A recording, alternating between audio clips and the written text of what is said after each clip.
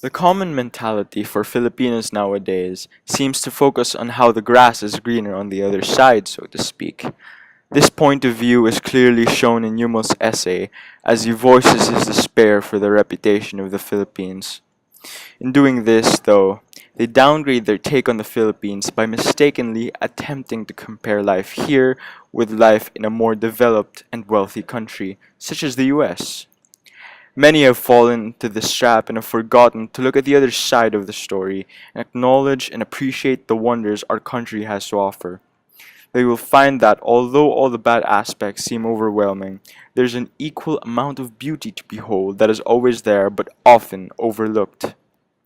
Perhaps a better way to view it is to try and imagine what the Philippines would be like as a person. This is because behind all that thought about glorifying rich countries for their beautiful inhabitants, affluence, and living conditions, we forget that they too have their flaws.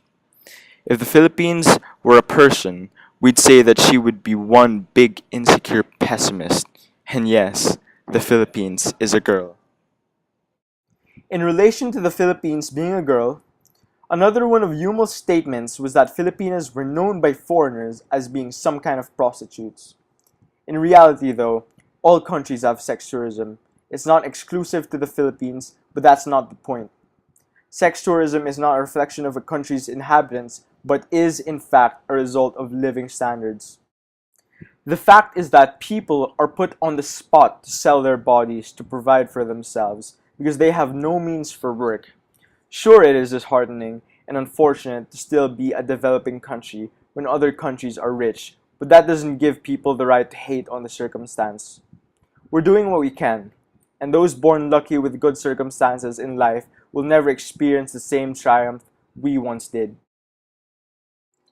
Our resiliency and unity as a people and as a nation are shaped by those hardships we overcame and the obstacles we hurdle over to this very day.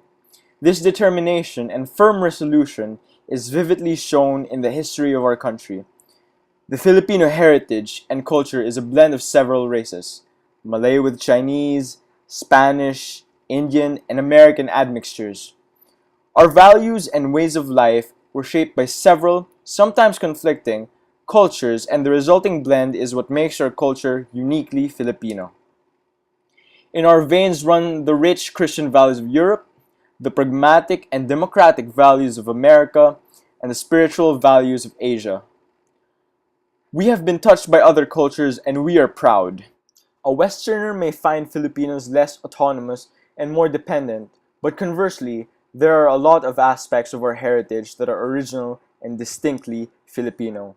From traditional beliefs to clothing to food, there are a lot of things that are identifiable to only us. Philippine culture has taken centuries and centuries to shape and is indeed just as, if not more rich than any other country. Taking this into consideration, how could Yumo let one bad president take over his entire respect for the Filipino people? It seems that Yumo wants to find any excuse to make our country look bad in the form of our leaders, like Erap and Imelda. But what about Magsaysay? What about Ninoy Aquino? He dwells too much on the negatives of our society and portrays a stubborn refusal to find and see the good.